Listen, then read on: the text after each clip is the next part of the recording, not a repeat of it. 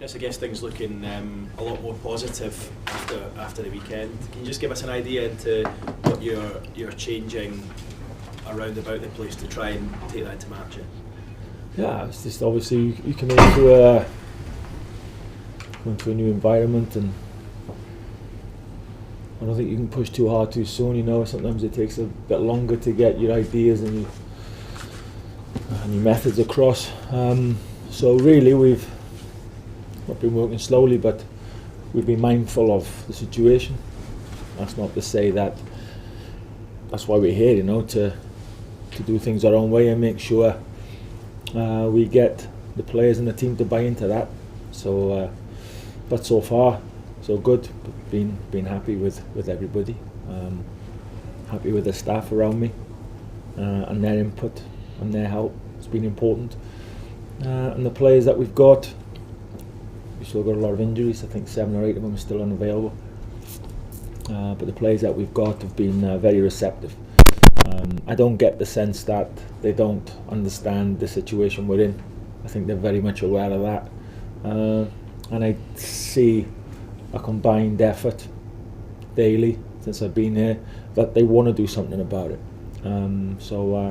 Yeah, I think all in all it's been the last couple of weeks have been okay. Yeah.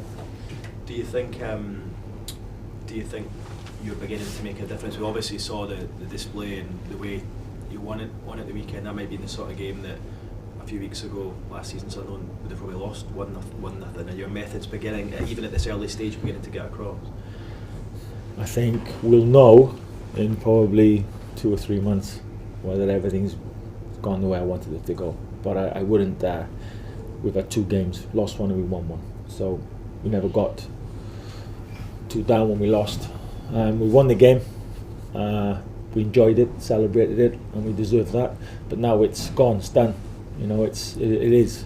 It's an old cliche, but it is game by game, and that's how we have to look at it. Whether you're down the bottom of the league or at the top of the league, you look past the last game, or if you're still looking at the last game because you've done well, or good, bad, or indifferent. You know, you're making a huge mistake. It's very much next game, next challenge, preparation. Let's get ready for it. That's all it is. I'm delighted with the weekend, but that's gone now. It's done. It's about this weekend. Last weekend was a 6-pointer. This weekend's a 6-pointer. And guess what? The weekend after that is a 6-pointer. So that's where we are. And that's our situation. And there's nothing to be afraid of. Nothing to shy away from.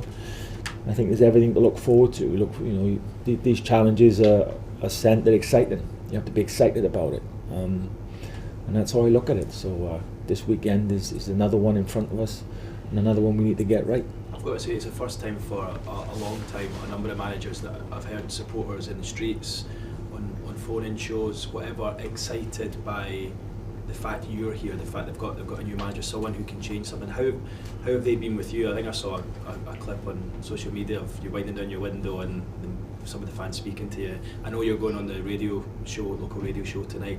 Just how have the fans been with you in this short time? Yeah, fantastic. It's an incredible welcome they've given me, you know. And although I haven't got any promises for anyone, I'm totally committed to Sunderland. I'm ecstatic to be here. I really am. Whatever I've got, I'll give to them, and that's it. I can't give any more than what I've got, but I'll make sure they get everything out of me. So if they're happy for me to be here, I promise you, not as half as happy as I am to be here. And I know it's a huge challenge. You don't want to let anybody down. And when you're at a place like this, it is, although it's such a big club, it has got such a family feeling about it as well. You know, even in 2 weeks we've been there, myself and Kit, we already feel that, and we feel there's a lot of good people here. You don't want to let people like that down, not for the sake of doing your best. And so, no, I think it's. I know that the task is huge, but it's an exciting one for me, and I want to do well for Sunderland Football Club. I want to do well for everybody that's associated with the club. And the very least they deserve is everything I've got, and that's what they'll get. Of course, there's this unwanted record that's hanging around the neck of Sunderland. You said the home record. Can you, from the dealings you've had just the last couple of weeks, can you see why that's there, or are you surprised that that's the case? No, it's there because, you know, we haven't won. As simple as that. There's no excuses for us. It's an unwanted record, of course. One that can only be changed by us. There's nothing we can do about the past. It's pointless looking into it. Like I said, we can hang on to it if you want to, but it doesn't do you any good, whether you've been doing well or not so well. It's always about the future. So it's there. We can't take it back. Can't rip it up. It's there. What we can do is look forward. That's all we can do. And the quicker we do that, of course, then you get that burden, unwanted burden and pressure off our shoulders of having that record, that negativity. But it's only us that can put that right, and we've got a chance to do that this weekend, and we should be looking forward to that challenge. And I think we are, but we can't be walking onto the pitch thinking, you know, gloom and doom. It's been so bad. We haven't won, and there's this, that, and we beat already. It's all over before you've kicked the ball. You've got to walk onto the pitch larger than life, stick your chest out.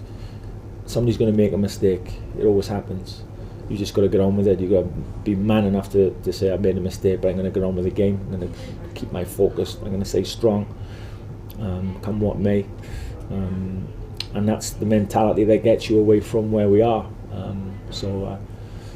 All the message has been consistent. We've got to look forward. We've got to look to see what's in front of us and concentrate on that and be as positive as we can.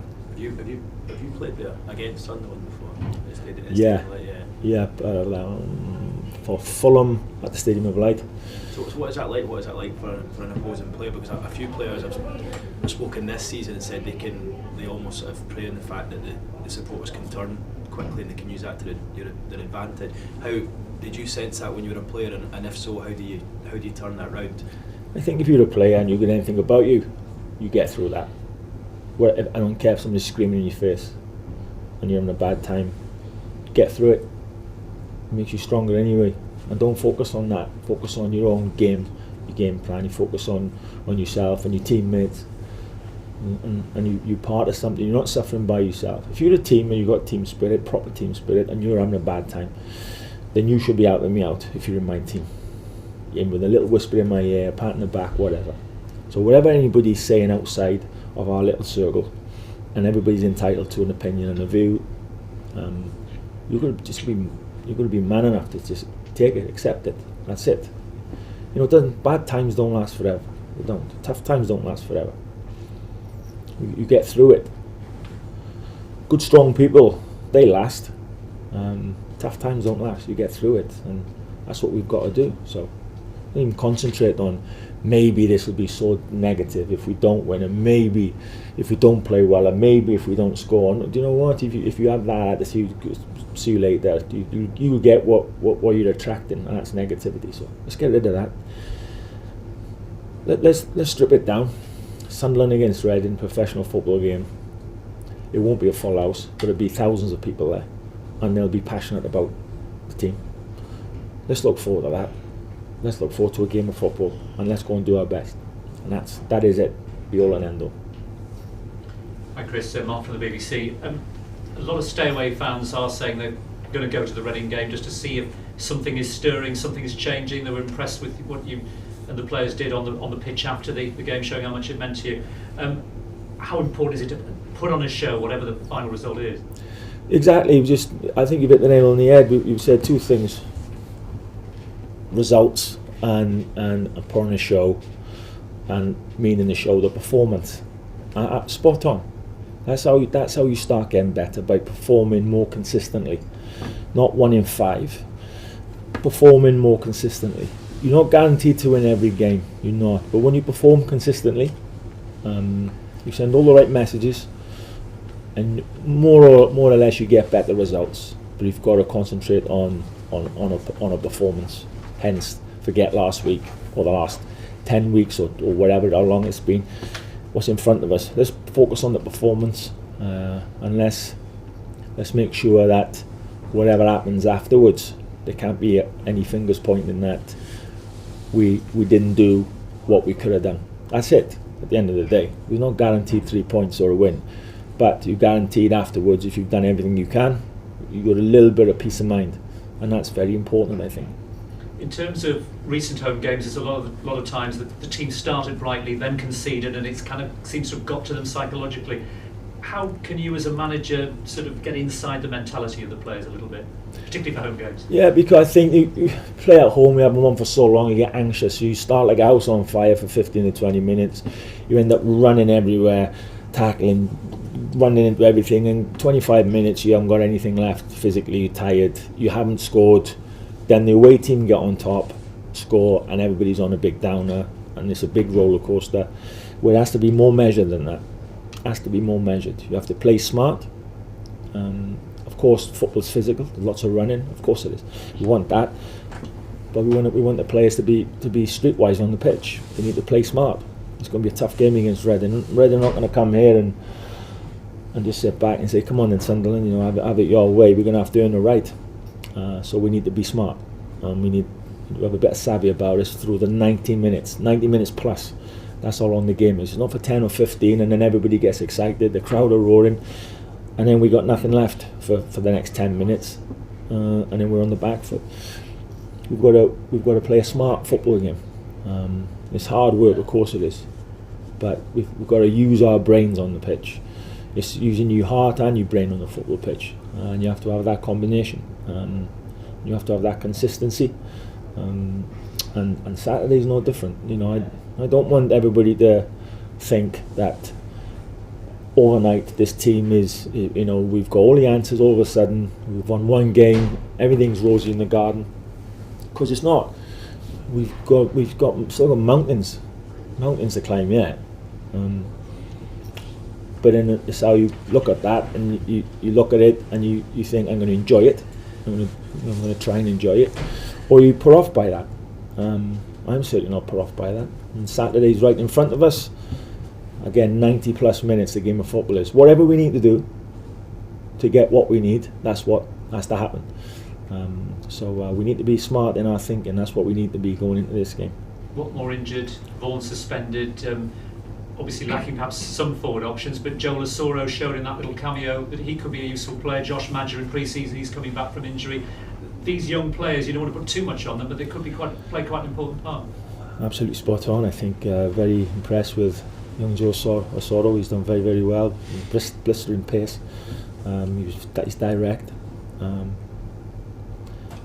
think young Madger needs a few more games. I think with his injury, he'll be involved in some capacity at the weekend. But any thoughts of him starting or playing a lengthy part of the game, I think is that wouldn't happen. But he could play some part. But again, we've been impressed with him also. And it's unfortunate for Vaughan, who got a suspension after scoring, and that leaves us with just Lewis grabbing down the middle. So those youngsters, we've been impressed with them since we've come in, and I'd have no qualms about if they're fit enough, and I see something in them, and I've done that with one or two, then they'll play a part. Of course, there's no there's someone else in your position who's more experienced. If that's someone else in their position is more experienced but not having a good time and not doing what we need them to do, then the young boys will get a chance if they're showing enough. So last week was good for Joe, who came on and impressed. Great cross for the goal, and he just needs to keep those levels up, and then he's knocking on the door.